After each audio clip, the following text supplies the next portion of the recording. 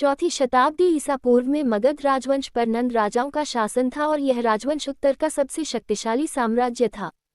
चाणक्य नामक एक ब्राह्मण मंत्री, जिसे कौटिल्य के नाम से भी जाना जाता है, ने मौर्य परिवार के चंद्रगुप्त को प्रशिक्षित किया था। चंद्रगुप्त ने अपनी सेना संगठित की और नंद राजा को उखाड़ फेंका। इसलिए चंद्रगुप्त मौर्य को मौर्य वंश का पहला राजा और संस्थापक भी माना जाता है। उनकी माता का नाम मुर था, इसलिए उन्हें संस्कृत में मौर्य कहा जाता था, जिसका अर्थ होता है मुर का पुत्र, और इस प्रकार उनका वंश मौर्य वंश कहलाया। पढ़े मुगल प्रशासन में क्या होती थी मनसबदारी प्रणाली, जाने। मगध राजवंश पर शासन करने वाले कुछ महत्वपूर्ण शासक। चंद्रगुप्त मौर्य 322-298 बीसी। चंद्रगुप्त मौर्य को मौर्य साम्राज्य का संस्थापक माना जाता था। विद्वानों का सुझाव है कि वह केवल 25 वर्ष का था जब उसने नंद वंश के शासक धनानंद से पाटलिपुत्र पर कब्जा कर लिया था। जैसा कि पहले ही बताया जा चुका है, इस कार्य में उनकी सहायता चाणक्य, कौटिल्य, विष्णुगुप्त ने की थी। सबसे पहले उसने सिंधु गंगा के मैदानी इलाकों में अपनी सत्ता स्थापित की और बाद में उत्तर पश्चिम की ओर कूच किया। चंद्रगुप्त ने जल्द ही पंजाब के पूरे क्षेत्र पर विजय प्राप्त कर ली थी। सेल्यूकस निकेटर, एक यूनानी सेनापति अलेक्जेंडर का सेनापति, के पास सुदूर उत्तर में कुछ भूमि थी। इसलिए चंद्रगुप्त ने उसके खिलाफ लंबी लड़ाई लड़ी और अंततः 305 बीसी के आसपास उसे हरा दिया और एक संधि पर हस्ताक्षर किए गए। इस संधि के अनुसार सेल्यूकस निकेटर ने ट्रांस सिंधु क्षेत्रों अर्थात एरिया, हृदय, अराकोसिया, कंधार, कैड्रोसिया, बलूचिस्तान और पारोपनिशी काबुल को मौर्य साम्राज्य को सौंप दिया और बदले में चंद्रगुप्त ने 500 हाथियों का उपहार दिया। उन्होंने सेल्यूकस ने अपनी बेटी की शादी भी मौर्य राजकुमार से कर दी थी, या ऐसा माना जाता है कि चंद्रगुप्त ने गठबंधन को औपचारिक रूप देने के लिए सेल्यूकस से उपहार के रूप में सेल्यूकस की बेटी, एक ग्रीक मैसेडोनियन राजकुमारी, से शादी की थी। इस प्रकार उसने सिंधु क्षेत्र पर अपना अधिकार कर लिया, जिसका कुछ भाग अब आधुनिक अफगानिस्तान में है। बाद में वह मध्य भारत की ओर बढ़ा और नर्मदा नदी के उत्तर के क्षेत्र पर कब्जा कर लिया। इस संधि के अतिरिक्त मेगस्थनीज को सेल्यूकस ने चंद्रगुप्त के दरबार में तथा डाइमाकोस को बिंदुसार के दरबार में यूनानी राजदूत के रूप में भेजा। चंद्रगुप्त ने अपने जीवन के अंत में जैन धर्म अपना लिया और अपने पुत्र बिंदुसार के पक्ष में सिंहासन से हट गए। बाद में वह चंद्रगुप्त भद्रभागु के नेतृत्व में जैन भिक्षुओं के साथ माइसोर के पास श्रवण बेलगोला गए और विशिष्ट जैन शैली में खुद को भूखा रखकर मर गए। उनके शासन में व्यापार फला फूला, कृषि को विनियमित किया गया, बाट और माप को मानकीकृत किया गया और धन उपयोग में आया। बिंदुसार 297-272 बीसी। चंद्रगुप्त ने लगभग 25 वर्षों तक शासन किया और उसके बाद उसने अपने पुत्र बिंदुसार के लिए अपना सिंहासन छोड़ दिया। बिंदुसार को यूनानियों द्वारा अमित्र गाथा कहा जाता था, जिसका अर्थ है शत्रुओं का वध करने वाला।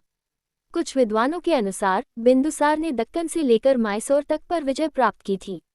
बिंदुसार ने 16 राज्यों पर विजय प्राप्त की, जिनमें 2 समुद्रों के बीच की भूमि शामिल थी, जिसकी पुष्टि तिब्बती भिक्षु तारानाथ ने की थी। संगम साहित्य के अनुसार मौर्य ने सुदूर दक्षिण तक आक्रमण किया, इसलिए ये कहा जा सकता है कि बिंदुसार के शासनकाल के दौरान मौर्य राजवंश माइसोर तक फैला हुआ था और इसलिए इसमें लगभग पूरा भारत शामिल था, लेकिन कलिंग, उड़ीसा के पास अज्ञात परीक्षण और जंगली क्षेत्रों का एक छोटा सा हिस्सा शामिल नहीं था और सुदूर दक्षिण के राज्य शामिल थे। बिंदुसार का सेल्यूसिड सीरियाई राजा एंटिओकस प्रथम से भी संपर्क था, जिसने डाइमाचस को अपने दरबार बिंदुसार में राजदूत के रूप में भेजा था। बिंदुसार ने एंटिओकस प्रथम से मीठी शराब, सूखे अंजीर और एक सोफिस्ट मांगा। बाद वाले ने सभी को भेजा, लेकिन एक सोफिस्ट को नहीं भेजा, क्योंकि यूनानी कानून द्वारा एक सोफिस्ट को भेजना निषिद्ध था। बिंदुसार ने एक धार्मिक संप्रदाय आजीवकों में रुचि रखी। बिंदुसार ने अपने पुत्र अशोक को उज्जैन का राज्यपाल नियुक्त किया, जिसने बाद में तक्षशिला में विद्रोह को दबाया। महान अशोक 268-232 बीसी। अशोक के तहत मौर्य साम्राज्य अपने चरम पर पहुंच गया। पहली बार सुदूर दक्षिण को छोड़कर पूरा उपमहाद्वीप शाही नियंत्रण में था। अशोक के सिंहासन पर बैठने 273 बीसी और उसके वास्तविक राज्याभिषेक 269 बीसी के बीच 4 साल का अंतराल था।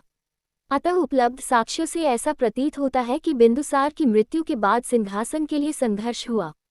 हालांकि ये स्पष्ट है कि अशोक का उत्तराधिकार विवादित था। अशोक के शासनकाल की सबसे महत्वपूर्ण घटना 261 बीसी में कलिंग के साथ उसका विजयी युद्ध था। युद्ध के वास्तविक कारण के बारे में कोई सबूत नहीं था, लेकिन दोनों पक्षों को भारी नुकसान हुआ। अशोक घावों से दुखी था और उसने स्वयं शिलालेख 13 में युद्ध के प्रभावों का वर्णन किया है। युद्ध की समाप्ति के ठीक बाद अशोक ने कलिंग को मौर्य साम्राज्य में मिला लिया और आगे कोई युद्ध न करने का निर्णय लिया।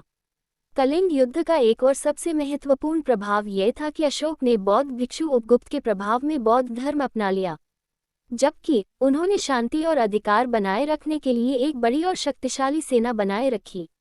अशोक ने पूरे एशिया और यूरोप के राज्यों के साथ मैत्रीपूर्ण संबंधों का विस्तार किया और बौद्ध मिशनों को प्रायोजित किया। चोलों और पांड्यों के राज्यों और यूनानी राजाओं द्वारा शासित 5 राज्यों में मिशनरियों को अशोक ने भेजा था। उन्होंने सीलोन और सुवर्णभूमि, बर्मा और दक्षिण पूर्व एशिया के कुछ हिस्सों में भी मिशनरियों को भेजा। अशोक के पुत्रों में महेंद्र, तिवरा एक शिलालेख में उल्लिखित एकमात्र, कुणाल और तालुका प्रमुख थे।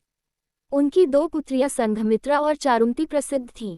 बाद के मौर्य 232-184 बीसी 232 बीसी में अशोक की मृत्यु के बाद मौर्य साम्राज्य 2 भागों में विभाजित हो गया। ये 2 भाग पूर्वी और पश्चिमी थे। अशोक के पुत्र कुणाल ने पश्चिमी भाग पर शासन किया, जबकि पूर्वी भाग पर अशोक के पौत्रों में से एक दशरथ का शासन था और बाद में समर्ति, सालेसुका, देवरामन, सद्धन्वन और अंत में बृहद्रथ का शासन था। अंतिम मौर्य शासक बृहद्रथ की 184 बीसी में पुष्यमित्र शुंग द्वारा हत्या कर दी गई थी। बाद में पुष्यमित्र शुंग ने अपने स्वयं के राजवंश शुंग राजवंश की स्थापना की।